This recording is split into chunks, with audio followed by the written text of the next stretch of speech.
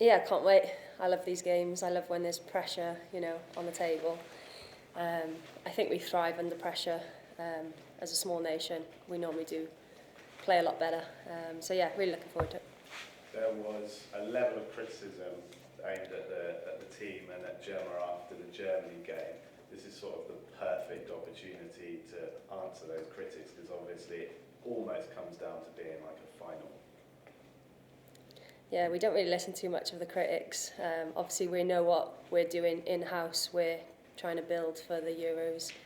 We're trying to stay in League A, and we're playing top opposition, and I think the outside world forget that. We're playing top teams like Germany who go to major tournaments year in, year out. So reality is, it's always a tough ask. But, the result, yes, doesn't look great, 5-1, but we scored against them, which is a great positive. We're scoring against the top teams, which we haven't done in the past.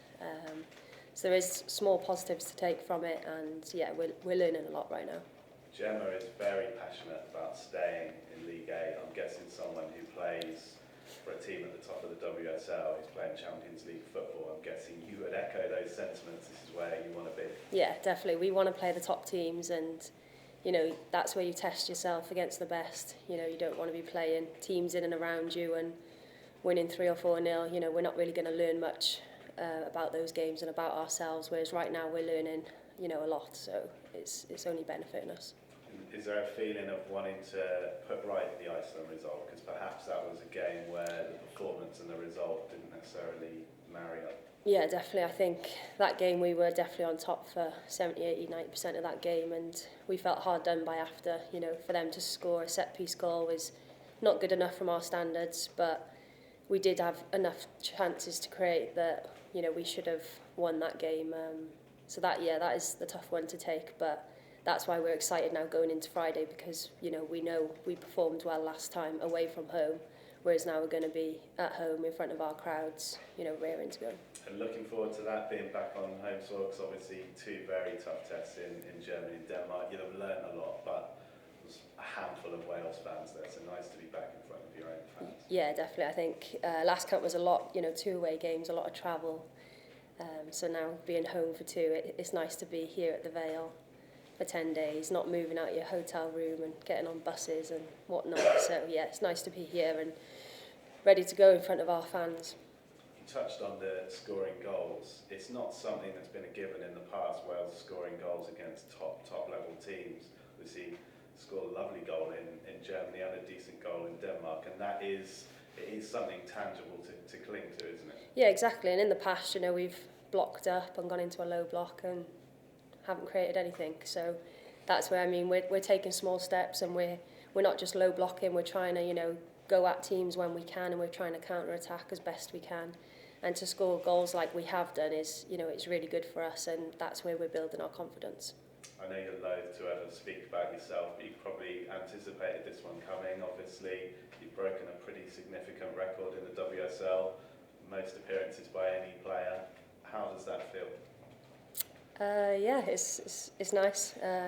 I've said in the past, obviously, individual stuff is not for me, but it's obviously an amazing achievement to reach as many as I have in the league, and been in the league for, I think it's 10 years now. To get consistent game time at the clubs I've been at is a real honour, and just shows the hard work and determination that I've had to put myself through over the years, and the sacrifice as well. You have to miss out on a lot, but it's kind of worthwhile in the end when you do reach those milestones. I guess you feel like you can put a bit of distance between you and the people behind you as well, because you've still got plenty more years left at the top level. Yeah, let's hope so. I'm not sure who's behind me right now, but hopefully. Just one final one on your club. Obviously, it's the last season of Emma Hayes and Chelsea, which have been synonymous with one another.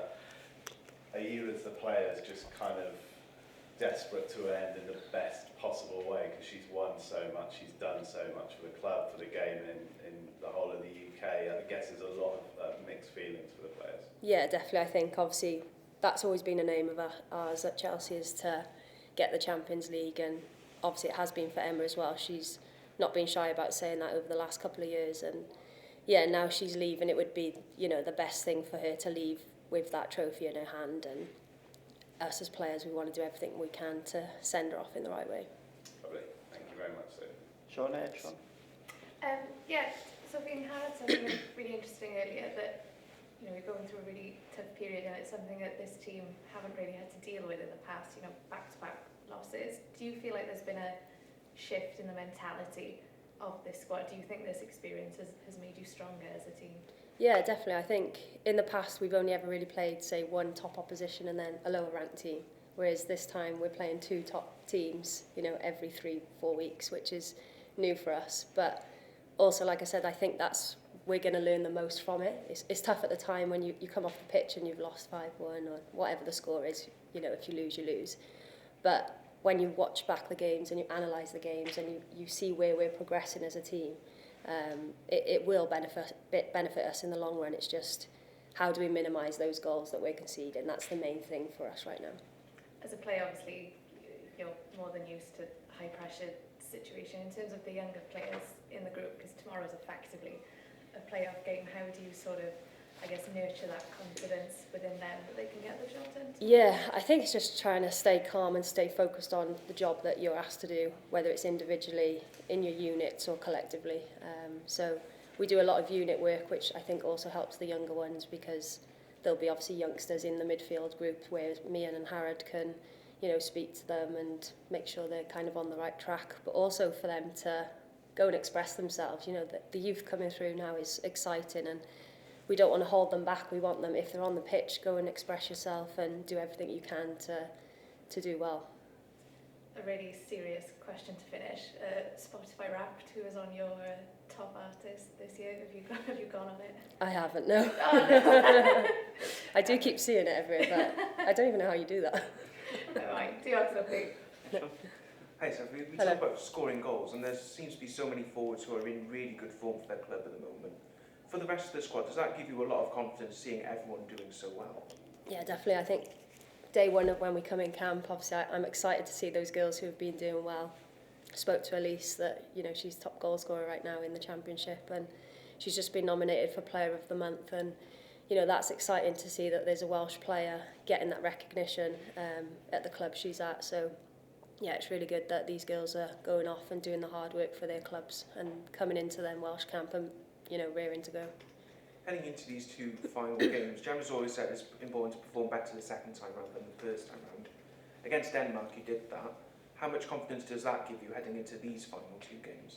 Yeah, I think the second half in Denmark especially, we came out half-time flying for some reason. I don't know why we didn't start the game like that, but yeah, we came out flying and we kind of needed more time on the board to get another goal. But the way we ended that game and now coming into this camp so close after, I think we're in a really good place as a team.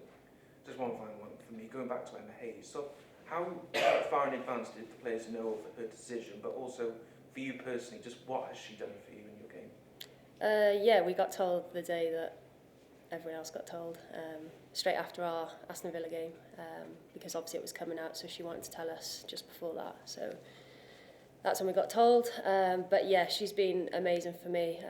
Obviously I was there the first time around when she first came in, and what I've seen her change in the club over the years is phenomenal, and people from the outside don't really realise all that hard work that she's put into that club to make it what it is now. Obviously you see the trophies, which is great, but all the foundations, the staff members, everything that she's built, is credit to her. Diolch yn fawr everyone, a rwy'n bring Clem yna.